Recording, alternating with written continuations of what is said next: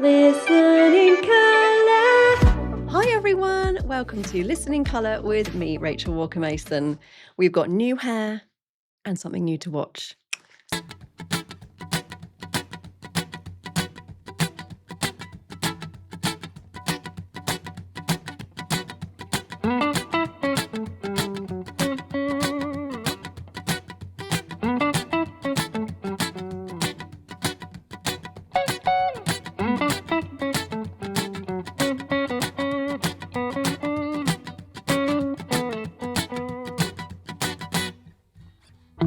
Don't take coffee, I'll take tea, my dear.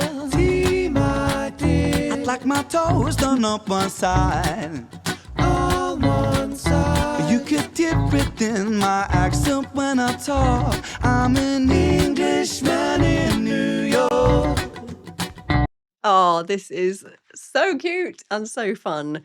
Like, I've been doing a lot of Ren reactions recently, and it's the particularly hard-hitting ones. So quite a few of you have said you need to watch some more of the upbeat stuff and the big push stuff. And I really wanted for you guys to recommend some Big Push, because my husband and I are going to go and see the Big Push play live in Bristol in May. Is it in May, honey? I think it's May. Yes, which we're very excited about. So I was like, I need to fully get into them as a band.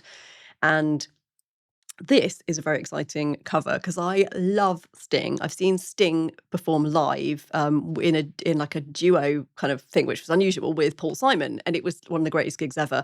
And one of the first songs they did was this, and it was magical. It's a song that means a lot to me because I've back when Glee was really popular, I used to run the top UK show choir, and we were asked to go out and perform as part of the American Show Choir Championships. We were like the only British group to be asked to go and do it.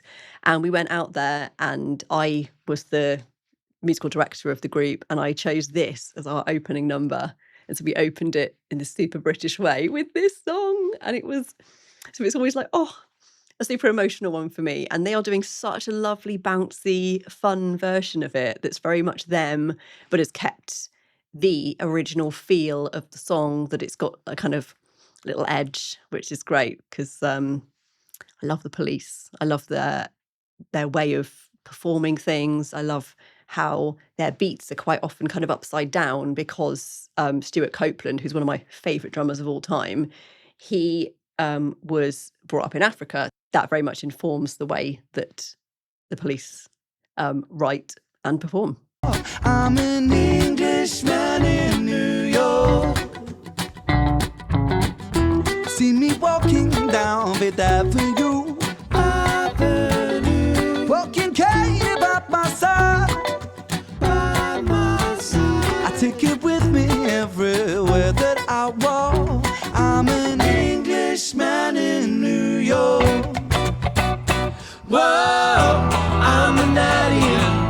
I'm a legal alien. I'm an Englishman in New York. Whoa, I'm an alien. I'm a legal alien. I'm an Englishman in New York.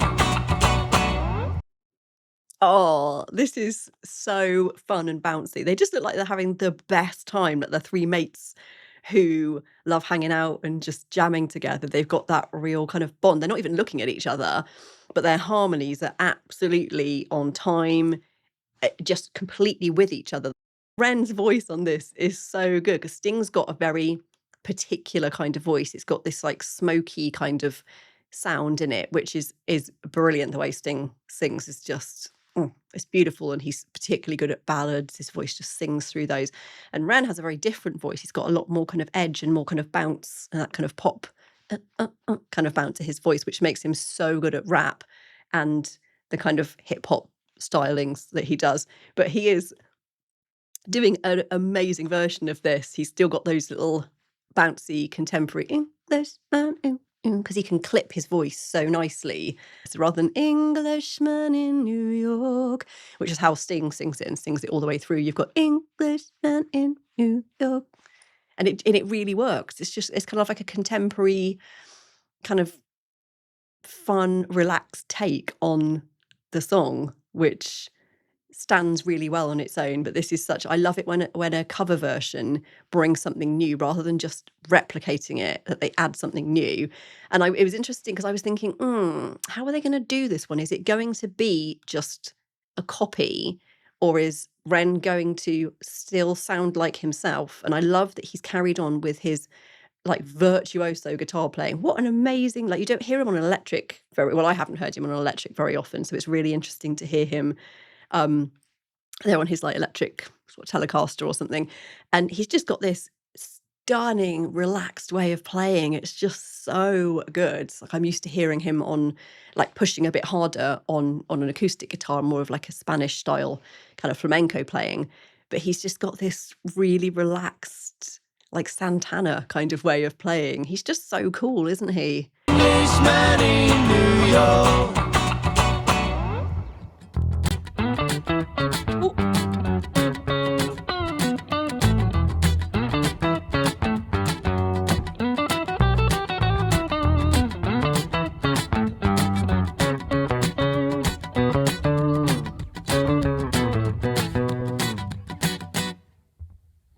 Manners maketh man, some might say. Some might say he's a hero of the day. Hero of the day. Taste of man, suffer ignorance and smile. Be yourself, no matter what they say. Takes more than combat gear to make a man. Make a man. Takes more than a license to a gun. License to a gun. Befriend your enemies, confront them when you can. A gentleman must walk but never run. Oh, that's an interesting bit there. So the normal lyrics, I've sung this song a lot, so I know what the lyrics are. It's usually confront your enemies, avoid them when you can. But Ren here says befriend your enemies, confront them when you can.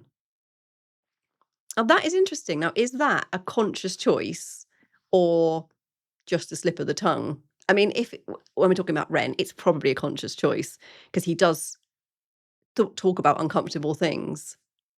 So befriend your enemies is a very kind thing to say, like, you know, bring them on side, be nice to people, be kind to people who are different from you. And then therefore that makes the next bit make more sense. Confront them when you can. So if you've already befriended these people who were your enemies, then you don't see them as enemies, you see them as the same as you. And so when you confront them about things, it's probably in a more gentle way. So it's not as confrontational as I first thought it was when I heard that. That bit of advice there is so good. Befriend your enemies, confront them when you can, rather than just confront people and attack them, because the Sting version is very much avoid conflict. Like British people, we don't talk about things, we just say good morrow to you and we, you know, go on our way with our walking stick and our cup of tea. That's how the kind of caricature of the British gent that Sting is kind of talking about. So Ren's version is really different. Just in one line, he really makes you think. And I'm really glad he sings those lyrics really clearly, because otherwise I might not have picked up that there's a difference. But that was really clever. I'm fascinated. I just think he's so clever and he never wastes any words. All his lyrics are outstanding in every single song I've heard of his. Working in the music industry is not well paid, as we've mentioned before. So if you would like to support me, you can do so by buying me a coffee or a tea, as we say, because I'm British. The link is just here. And you can become a member of the Colourwave crew if you would like a way to support me more regularly. Becoming a member of the Colourwave crew means you get to see videos before anybody else, before they're actually released to the wider public. You get to see them. Okay, let's carry on. A gentleman must walk but never run. Whoa, I'm an alien. I'm the legal alien. I'm an Englishman in New York. Whoa, I'm an alien. I'm a legal alien. I'm an Englishman in New York.